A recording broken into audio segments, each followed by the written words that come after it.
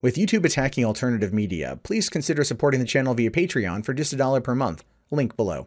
Hey, what's going on, everyone? My name is Matt Jarbo. This is $3 Theater, and we're 5 weeks away from Avengers Infinity War. And I'm excited, right? Like, I'm excited. I don't care. I would go to the top of a roof, my roof, and yell it, I want to see Avengers! Because yes. Just yes.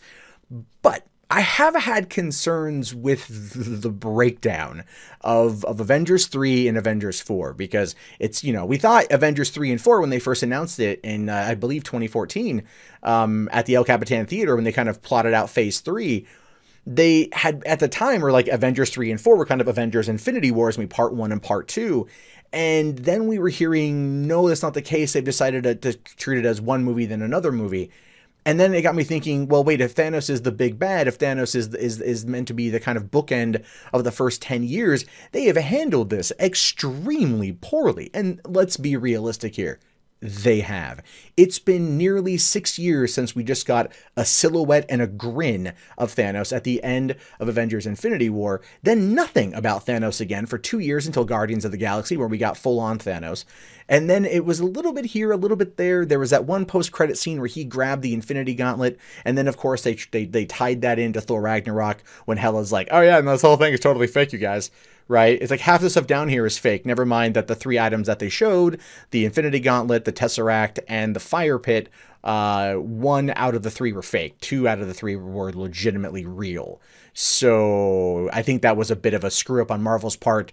One of those things I looked at like, no, hold on here. You don't only show us a few more things that are fake and then the real stuff here. But anyway, that's not the point. The point is they've been slowly trying to tease Thanos for this particular movie and leave us hanging at the same time, and I haven't been a fan of that. I honestly feel like Black Panther should have been a November release, Thor should have been February. I do believe that Black Panther coming out whenever the movie would have been released would have still grossed as much money. I think it probably would have grossed more in November than in February. Those are just my thoughts on that one. But that being said, I think the tie-in to Avengers would have been better left with Thor versus Black Panther, because Black Panther is basically a standalone movie. I mean, it's well, essentially kind of like a sequel to Civil War, and that's about it. But anyway, I'm kind of getting all over the place here. So when interviewed, Stephen McFeely, who's a screenwriter on the Avengers films, was kind of like, talking a little bit about Avengers 4, because it does come out in a year, which is cool. So we don't have to wait very long.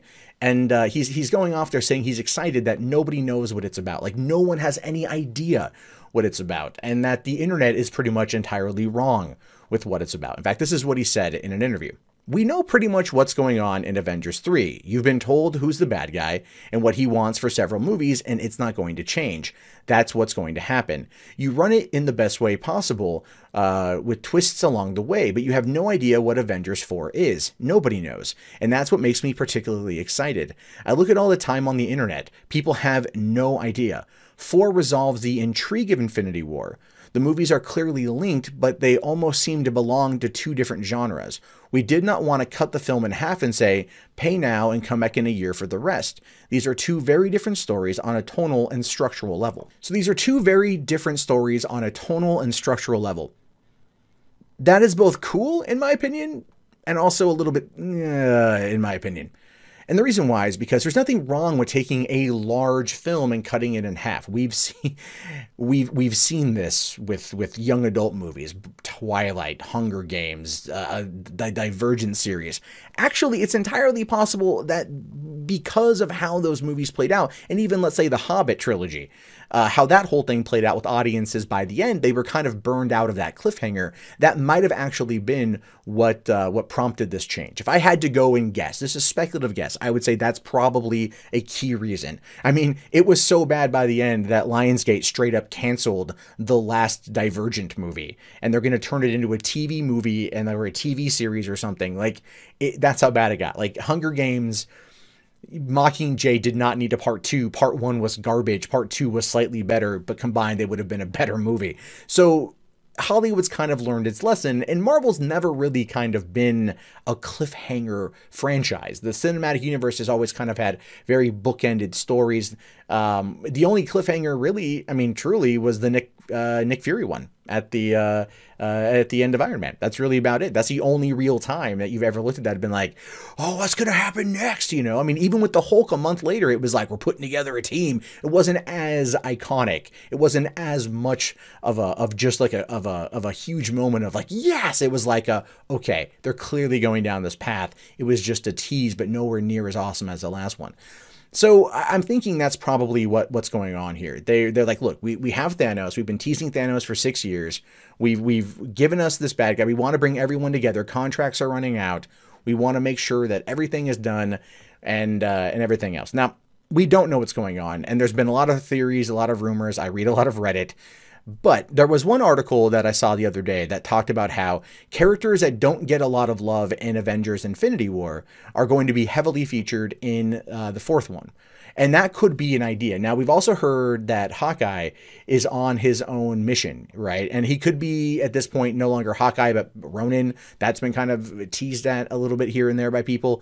But ultimately, that's what I'm thinking. So if you look at the trailer for Avengers Infinity War, who are your primaries? Captain America, Black Widow, Falcon, War Machine, Iron Man, the Guardians, Spider-Man.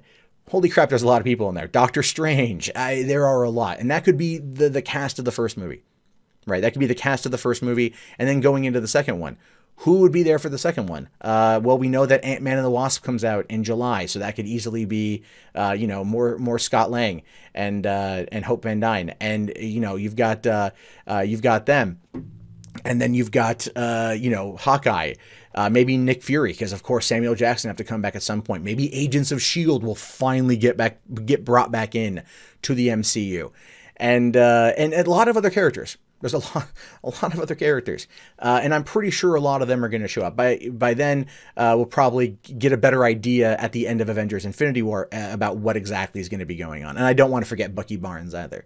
So I feel like, what I feel personally is that Avengers Infinity War almost kind of comes across as like the culmination of Captain America's story. I do think that Captain America is probably going to die in Avengers 3.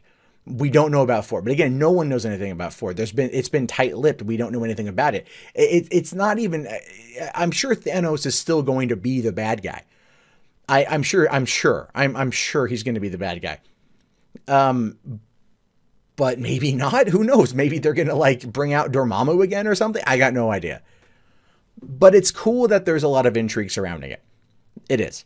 I do want to specify that I do believe that. Like, going into Avengers Infinity War, I want to be wowed. And I also am totally down with the cliffhanger ending. Because when I go see a Marvel movie at this point, I'm waiting for, like, the end credit sequence to give me a tease for the next movie. And the last couple movies have, well, outside of Thor Ragnarok, I feel, have not really tied into the greater storyline. You know, Thor Ragnarok had the first one, which was Thanos, and then the second one, which was The Collector, which, hey, more Jeff Goldblum. I'm okay with that, but it could have been a DVD extra, right? Whereas, you know, Black Panther was like, oh, hey, Bucky Barnes. And then the post-credit scene was just him at the or it was like them talking about, like, you know, doing more stuff and stuff. It just not advancing the story. And that's my biggest complaint, is you're coming into this big, massive thing. Advance the plot. Don't just run yourself in circles, talking in circles, because that's what I'm here to do. So anyway, it's good to know this is what's going on. I'm very curious to see what's going to happen next, and I'm hoping we get some more Avengers 4 news soon. But if they keep it tight-lipped until really close to the release of the next movie, I think given how movie trailers now show you a lot, as I talked about before with Deadpool showing you way too much of the movie and it kind of impacted my first viewing, I am okay with waiting. Yes, that's my story and I'm sticking to it. But anyway, my name is, of course, Matt Jarbo. This has been 3 Buck Theater. I want to know what you guys think about this. Let me know in the comments below. If you haven't already, thumbs up the video, subscribe to the channel, and share it around. And if you want to get in on, you know, some more stuff from me, you can do so right now.